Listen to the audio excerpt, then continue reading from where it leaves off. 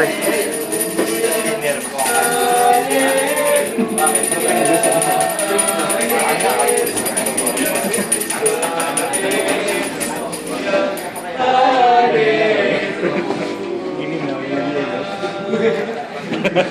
At ikinagkalog mo sa kanila ang iyong mabuting espiritu.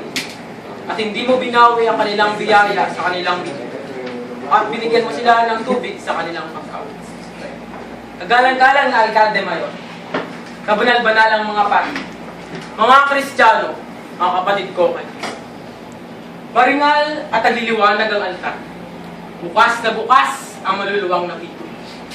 Pihikulo ang hangin ng mga salita ng Diyos na nanggagaling sa akin. Makinig kayo ng buong puso at kaluluwa. Ang mga salita ng Diyos ay hindi mahulog sa mapatong lupa at kainin ng mga ibon ng iyan. Kayong mga makasalanan, bihag ng mga moro na sakay ng kanilang barko na nagdarambong sa walang hangganan ng buhay. Kayo na may talikalan ng laman at kamunduhan sa galera, na gumagaod sa mga barko ni Satanas sa impyerno. Buong pagsisising hanapin ninyo roon ang magliligtas sa inyong kaluluwa. Isa puso natin ang mga banal na kasulatan, ang buhay ng mga santo. Ang sa gayoy, hindi ko na kayo pangaralan, mga erehe. Dapat niyong sauluhin ang manangin. Nakalimutan na ninyo mga salpa.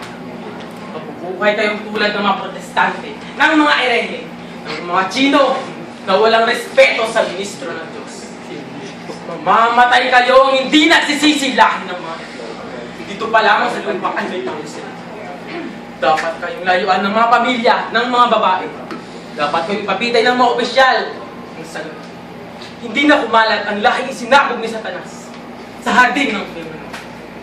Sabi ni Jesus, may bahagi kayo ng katawan na hihila sa inyo sa pagkakasala. Ipaputol ninyo, itapon sa apoy. Ano? Ipaputol mo bang iyo? Aba, hindi. Buong na siya, no? Sino sa inyo mga makasalanang nakikinig? Ikaw. Ang makadidila sa mga sugat ng kainana, isang dukhat marungising dulo. Sino? Sumagot at itaas ang kamay. Wala, di ba? Alam ko namang wala. Dahil San Diego de Alcala lamang ang makagagawa niyo. Dinilaan niya ang mga sugat ng isang dukhat marungising pulubi. At sinabi sa isang nagimbal na kapatid, ganito ginagamot ang may sakit. O kawang-gawang Kristiyano, o devosyong walang katulad. At bago mamatay, San Diego de Alcala, siya ay nakapagsalita pa ng Latin.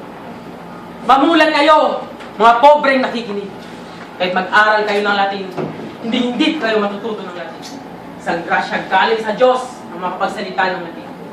Kaya ang simbahan ay nagsasalita ng Latin. At ako, nagsasalita ako ng Latin. Kakirain. Pag ang Indio ay nakasalubong sa Yapani, siya ay nagtatagal ng sombrero, lumuluhod at umaalis sa kamay.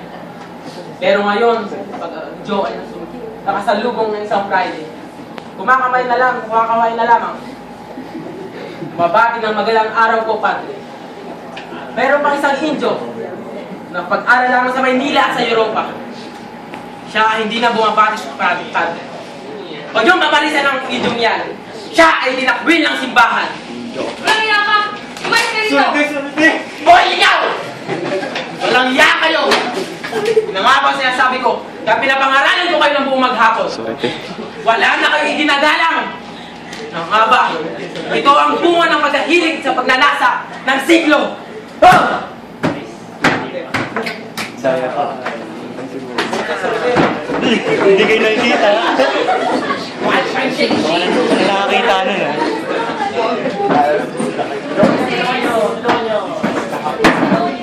Si Dave. Nice Dave. Oh. Yan. Dito ka sa rin. Kung ang itatayo niyo gusali, gaya na sa eskwelahan, mangangailangan kayo ng isang perito. Pero ba din yung iba? Oo, isang perito. Ano bang perito? Kinakailangan ba ang maging isang atrasadong tulad ng sinabi? Upang matutunan ang pagpapatayo ng isang gusali, may apat na pader at isang bubong na tulad ng sa eskwelahan. Tingnan ninyo, kung sino pa ang magsasabi ng ating simbahan, na pang may pinakamapurot na utak sa atin.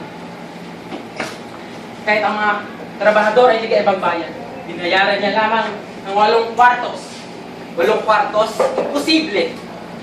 Tama ka, senyor. Dapat gayahin niya naman nagmamalaki sa mas magaling pa sa mga Espanyol. Pero padre lang, kilala niyo ang mga ino. Matutulaman ng kaunti. Doktor agad ang tuwal sa kanila. Pero makinig kayo.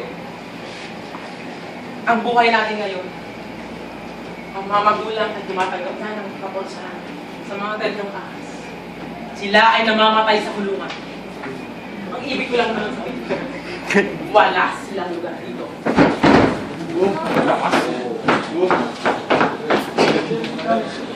Lumayo kayo!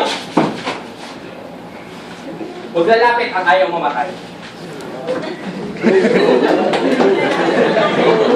Oh, Dave. Kayong mga hindi nagsikibo, pabayaan ninyo ako ngayon. Sinunod na lang. Iwasan ko siya. Ngunit ipinadala siya sa akin ng Diyos. Diyos ang humatol sa kanya. Tuloy mo. Meron ba sa inyong hindi nagmahal sa kanyang ama? Tuloy. O kinasuklaman ang kanyang alaala? One-sided si Dave. Sino sa inyo ang isinilang sa pagkaapi? Imo ah. Wala, di ba? Hindi kayo makasalita ngayon. Ikaw, na alagad ng Diyos, na may bibig, na puno ng kabanalan at relihiyon. Ang puso mo ay puno ng kasamaan. Makinig kayo, mga praile at mga hukom. Ang taong ito ay hindi mapapagkatiwalaan. Marangal ang aking ama. Mabuting tao ang aking ama. Kahit itanong niyo pa sa mga taong nag-aaral o gumagalang sa kanyang alaala. Huwag niyo gagayahin ang private ito. Nilapastangan nito ang aking ama. Ngayon naman ay ang kanyang anak. Pinabayaan ko siya kanina, hindi na ako kumiko. Ngunit nilipastanganan niya pa rin ang aking pangalan nang siya ay nasa pulpito. Ngayon, ako'y maghihiganti sa katulad ko. Wala kang kwentang pare. Isipin nyo, ang inyong ama na nagsisikap at nagpupuyat para sa inyo. Sa inyo na yan. Siya ay mapag-isa. Naghahanap lang na mag-aaliw at makakasama. Ngunit, anong ginawa nito? Nilapastanganan mo pangalan ng aking ama. Ngayon patay na siya. Ito naman ang maghihiganti sa iyo. Mawala na ko. Ngayon, kayong lahat ay tahimik. Hindi ko naman makita. Katulad niyo siya. Bakit? Butik na. Nice, boy. Tapos na.